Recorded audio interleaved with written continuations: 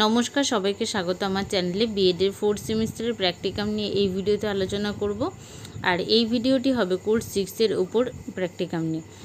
যেই টপিকটা নিয়ে তোমাদের সাথে আলোচনা করব সেই টপিক নেমটি হলো prepare presentation on laws related to rape, dowry, remarriage, divorce, property inheritance, trafficking etc. এই টপিকটা নিয়ে আজকের ভিডিওতে সম্পূর্ণ প্র্যাকটিকামটি নিয়ে আলোচনা করতে চলেছি। ভিডিওটি যাদের ভালো লাগবে অবশ্যই একটা লাইক করে দিও এবং তার সঙ্গে সঙ্গে বলবো চ্যানেলটিতে নতুন হলে একটা সাবস্ক্রাইব করে দিও। তাহলে চলো স্টার্ট করছি আজকের ভিডিওটি। প্রথমে দেখে নিই সূচিপত্রের মধ্যে কী বলা হয়েছে। ভূমিকা, বিবাহ বিচ্ছেদের আইনি সংজ্ঞা, বিবাহ বিচ্ছেদের উদ্দেশ্য, বিবাহ বিচ্ছেদ আইনে বিবাহ বিচ্ছেদের কারণ সম্পর্কে বলা হয়েছে। তারপরে তালাক কী, তালাকের নিয়মাবলী, যেসব কারণে স্ত্রী তালাক দিতে পারে, হিন্দু বিবাহ বিচ্ছেদের কারণ, বিবাহ বিচ্ছেদের আইন, হিন্দু আইনে বিবাহ বিচ্ছেদ, মুসলিম আইনে বিবাহ বিচ্ছেদ, সন্তানের উপর বিচ্ছেদের প্রভাব, বিবাহ বিচ্ছেদ সন্তানের উপর সামাজিক প্রভাব, নিজস্ব মতামত, উপসংহার। তাহলে প্রথমে ফার্স্ট পয়েন্টে কী আছে? ভূমিকা। বিবাহ বিষয়টি হলো একটি সামাজিক বন্ধন, দুটো অজানা পরিবারকে এক সূত্রে গেঁথে দেয়, ফলে দুই পরিবারের মধ্যে একটি মধুর সম্পর্কের সূত্রপাত হয়। নারী পুরুষের একত্রে বসবাস করার সামাজিক, ধর্মীয় এবং আইনগত কিছু রীতিনীতি, যা হিন্দু ধর্মাবলম্বীদের ক্ষেত্রে অগ্নিকে সাক্ষী রেখে বিবাহ নামক একটি মাঙ্গলিক অনুষ্ঠানের মধ্য দিয়ে সম্পূর্ণ হয়। বিবাহ নামক প্রথার মাধ্যমে একজন নারী ও একজন পুরুষের মাঝে হৃদয়ের অটুট বন্ধন তৈরি হয় একটি সাংসারিক বন্ধন। একজন সুন্দর মনের ও সুন্দর গুণের স্ত্রী সংসার জীবনকে সুখের স্বর্গীয় বাগানের মতো সাজিয়ে তুলতে পারেন। কিন্তু আমরা সমাজের দিকে দৃষ্টি নিক্ষেপ করলে দেখতে পাই এই ফুলের মতো সাজানো বাগান দুইজনের আন্তরিকতার অভাবে ভেঙে তছনছ হয়ে যাচ্ছে এবং সমাজে দেখা দিচ্ছে বিবাহ বিচ্ছেদের মতো এক ভয়ঙ্কর সমস্যা। বিবাহ বিচ্ছেদের আইনি সংজ্ঞা। ডিভোর্স শব্দের অর্থ বৈবাহিক সম্পর্কের বিচ্ছেদ ঘটানো। এই প্রক্রিয়ার মধ্য দিয়ে বিবাহ সামাজিক ও আইনগত দিক থেকে সম্পূর্ণভাবে ভেঙে যায়। পারিবারিক কলহ, অর্থনৈতিক নির্ভরশীলতা, সম্পর্কের টানাপোড়েন, বন্ধ্যাত্ব ইত্যাদি নানা কারণে বিবাহ বিচ্ছেদ হতে পারে। বিবাহ বিচ্ছেদের ধারণা সাধারণত গৃহীত বা অনুমোদিত হলেও হিন্দু বিবাহ আইন অনুযায়ী এটি স্বীকৃত নয়। হিন্দু সমাজে বিবাহকে দেখা হয় ধর্মীয় কর্তব্য সম্পাদনের উদ্দেশ্যে স্বামী স্ত্রীর পবিত্র মিলন হিসাবে। হিন্দু মতবাদের দায়ভাগ আইনে ডিভোর্স বা বিবাহ বিচ্ছেদ স্বীকৃত নয়, যদিও মিতারা আইনে ডিভোর্স বেশ কিছু ক্ষেত্রে স্বীকৃতি পেয়েছে, যা থেকে 1955 খ্রিস্টাব্দের হিন্দু বিবাহ আইন পাশের মধ্য দিয়ে ভারতে বিবাহ ও বিবাহ বিচ্ছেদের ক্ষেত্রে বৈপ্লবিক পরিবর্তন এসেছে। আইনটি পাশের পর অবিচ্ছেদ্য সম্পর্ক হিসাবে বিবাহের ধারণা পুরোপুরি বিলুপ্ত হয় এবং তা মুসলিম আইনের মতোই আইনসিদ্ধ চুক্তিতে রূপান্তরিত হয়। আইনটিতে বিবাহ বিচ্ছেদের অংশটি সবচেয়ে তাৎপর্য, সেটি হলো ধারা 13-1 অধীনে স্ত্রী ও স্বামী উভয়কে বিবাহ বিচ্ছেদ ঘটানোর অধিকার দেওয়া হয়েছে। স্বামী ও স্ত্রী যে কেউ আদালতে বিবাহ বিচ্ছেদের আজ্ঞপ্তি পাওয়ার আবেদন দাখিল করতে পারেন। মুসলিম সম্প্রদায় তালাকনামা লিখে দিতে পারে ওপরে উল্লেখিত আইন মোতাবেক দেনমোহরের উল্লেখ করে। বিবাহ বিচ্ছেদের উদ্দেশ্য। স্বামী এবং স্ত্রী পরবর্তী জীবনকে সুখী করে তোলার জন্য বিবাহ বিচ্ছেদ ঘটানো হয়। বিবাহ যেহেতু একটি সামাজিক বন্ধন, সেহেতু সমাজে এবং পরিবারে শান্তি শৃঙ্খলা বজায় রাখার উদ্দেশ্যে আইন অনুসারে বিবাহ বিচ্ছেদ দেওয়া যায়। সন্তানদের ভবিষ্যৎ যাতে অন্ধকারে নিমজ্জিত না হয় সেই দিকে লক্ষ্য রেখে স্বামী এবং স্ত্রী উভয়ে বিবাহ বিচ্ছেদ করতে পারে। নিজেকে অত্যাচারের কবল থেকে রক্ষা করার উদ্দেশ্যে বিবাহ বিচ্ছেদ হয়। যৌন চাহিদা মেটানোর জন্য বিবাহ বিচ্ছেদ হয়। মানসিক পীড়ন থেকে রক্ষা পাওয়ার জন্য আইন অনুসারে বিবাহ বিচ্ছেদ দেওয়া হয়। পারিবারিক নিগ্রহের হাত থেকে রক্ষা পাওয়ার জন্য বিবাহ বিচ্ছেদ দেওয়া হয়।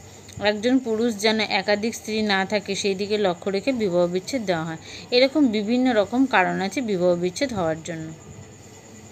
এর পরবর্তী পয়েন্ট হলো বিবাহ বিচ্ছেদ আইনে বিবাহ বিচ্ছেদের কারণ সম্পর্কে বলা হয়েছে। 1 নম্বর বলা হয়েছে স্বামী অথবা স্ত্রী একজন অন্যজনের উপর শারীরিক, মানসিক, অর্থনৈতিক ও যৌন নির্যাতন করলে। 2 নম্বর যে কোনো একজন নিজ ধর্ম পরিত্যাগ করে অন্য ধর্ম গ্রহণ করলে। 3 নম্বর বলা হয়েছে কোনো একজন যদি মানসিকভাবে অসুস্থ থাকেন এবং চিকিৎসা করানোর পরও সুস্থ হওয়ার সম্ভাবনা না থাকে। 4 নম্বর বলা হয়েছে স্বামী স্ত্রীকে যদি একাধিক্রমে 2 বছর ভরণ পোষণ প্রদান না করিয়া থাকেন। 5 নম্বর বলা হয়েছে স্বামী যদি স্ত্রী বর্তমান থাকা অবস্থায় দ্বিতীয় কোনো বিয়ে করলে। 6 নম্বর বলা হয়েছে স্বামী অথবা স্ত্রী 2 বছর ধরে নিরুদ্দেশ থাকেন। 7 নম্বর স্বামী অথবা স্ত্রী একজন অন্যজনকে অপরাধমূলক কাজ করতে বাধ্য করে থাকেন। এর পরবর্তী পয়েন্ট, তালাক কী?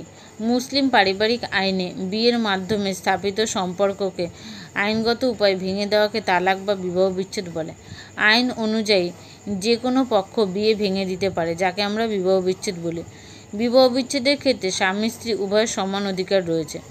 মানুষের প্রচলিত ধারণা, স্বামী যে কয়দিন চলবে সে কয়দিন স্ত্রী ঘর সংসার করবে, স্বামী না চাইলেই বিদায়, এই ধরনের সমাজে প্রচলিত থাকলে তা আইন ও ধর্মীয় দৃষ্টিতে বেআইনি।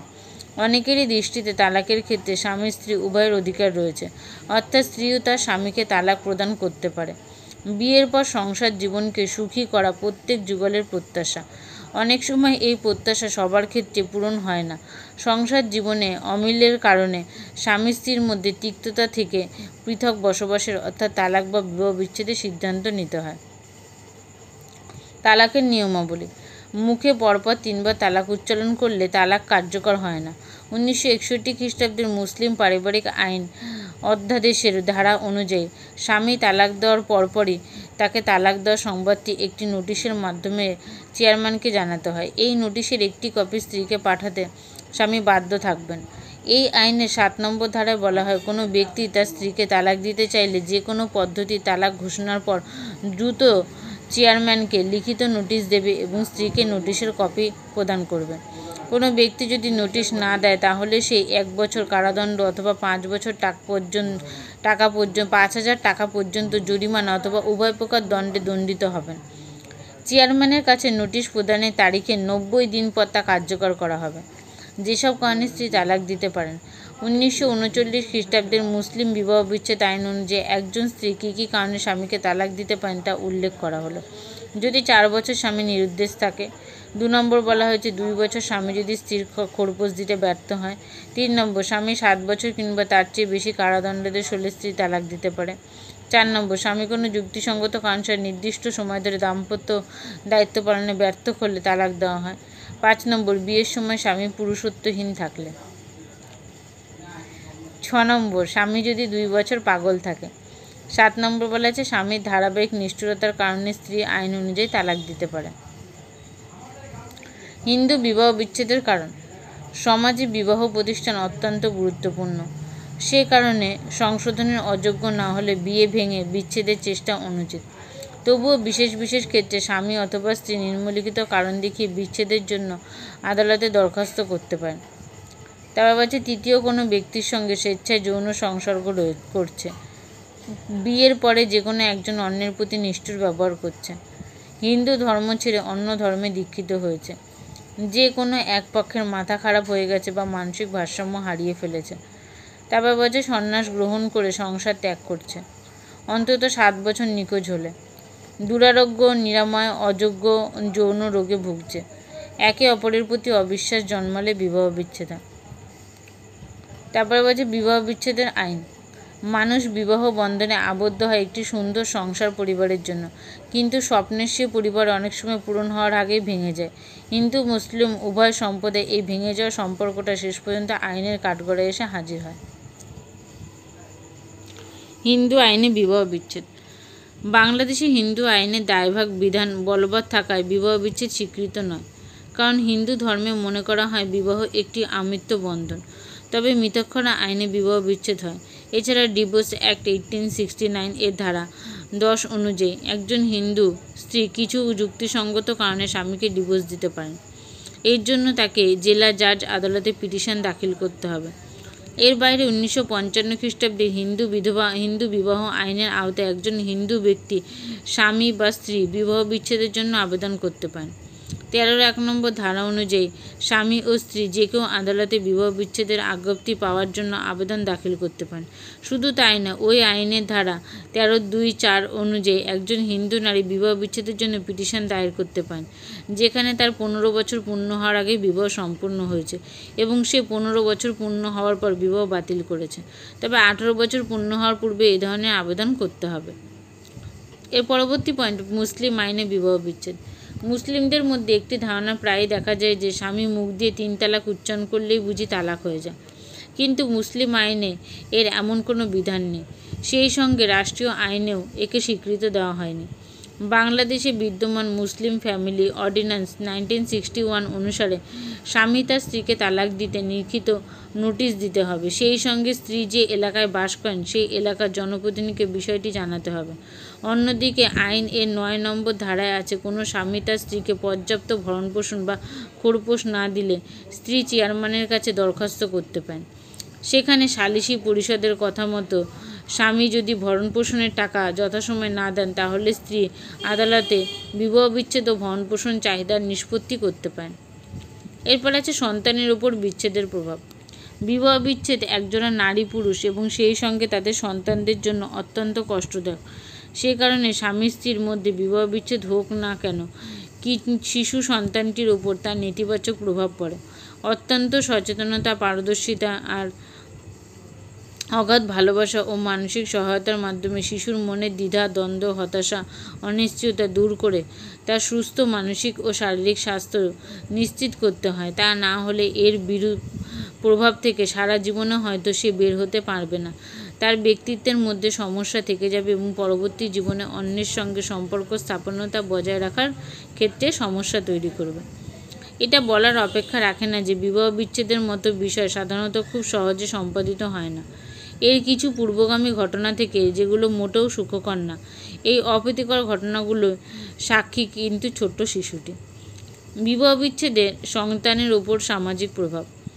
অনেক স্বামী স্ত্রী সন্তানদের সামনে পরস্পরের প্রতি কটূক্তি, গালাগালি, হাতাহাতি করে থাকে কিংবা শিশুটিকে ঘটনার সাক্ষী রাখে। এ সবই শিশু সন্তানটির ওপর দীর্ঘমেয়াদী নেতিবাচক প্রভাব ফেলে। এমনকি শিশুর মানসিক স্বাস্থ্য সেবা প্রদানের অভিজ্ঞতা থেকে দেখা যায় শিশুদের নানা ধরনের সমস্যা, নিজেকে গুটিয়ে নেওয়া, পরিবারের বাইরের লোকের সামনে লজ্জা পাওয়া, মিথ্যে বলা, মা বাবাকে হারিয়ে ফেলার ভয়, অনিশ্চয়তার অনুভূতি, বিষণ্ণতা, নিজের চাহিদার কথা না বলা, অস্থিরতার প্রকাশ বা অল্পতে রেগে যাওয়া, পড়াশোনায় মনোযোগ হারানো। এর পরবর্তী পয়েন্টটি নিজস্ব মতামত। বিবাহ বিচ্ছেদের ব্যাপারে বলা যায় নির্দিষ্ট কারণ দর্শানোর মাধ্যমে বিবাহ বিচ্ছেদ হতে পারে। এরপরেই আসছে সন্তানের অভিভাবকত্বের বিষয়টি, যার কথা আমরা আগেই বলেছি।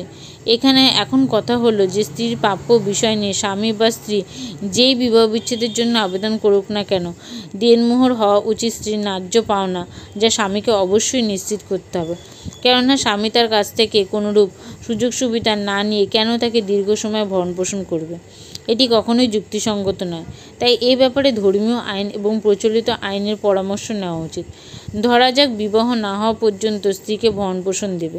এক্ষেত্রে বড় সমস্যা হলো, স্ত্রী যদি দীর্ঘদিন বিবাহ না করে তাহলে কেন সে অনির্দিষ্টকাল ভরণপোষণ দেবে। তাই সমস্ত কিছু সত্যতা যাচাই করে দুইজনকে আদালতের দ্বারস্থ হওয়া উচিত। এর পরবর্তী পয়েন্ট এবং লাস্ট পয়েন্ট, উপসংহার। বিবাহ বিচ্ছেদ একটি সামাজিক সমস্যা। এই সমস্যা উত্তরোত্তর বৃদ্ধি পাচ্ছে। সমাজ উন্নয়নের পথে বিবাহ বিচ্ছেদ একটি বড় বাধা হয়ে দাঁড়িয়েছে। সমাজ বিবাহ বিচ্ছেদে বিচ্ছিন্ন নারী ও পুরুষ উভয়কে ভিন্ন চোখে দেখে। এই বৃহত্তর সামাজিক সমস্যা থেকে মুক্তি লাভের একমাত্র উপায় হলো ধৈর্য ধরা ও ত্যাগ স্বীকারের মানসিকতা। পরিবর্তিত পরিস্থিতির সঙ্গে অভিযোজনমূলক আচরণকে বাস্তবায়িত করা আমাদের সকলের একান্ত প্রয়োজন। এই পর্যন্তই ছিল সম্পূর্ণ ভিডিওটি। এখানে ভিডিওটি শেষ করলাম। পরবর্তী আবার কোনো একটি প্র্যাকটিকাম নিয়ে নেক্সট ভিডিওতে আলোচনা করব।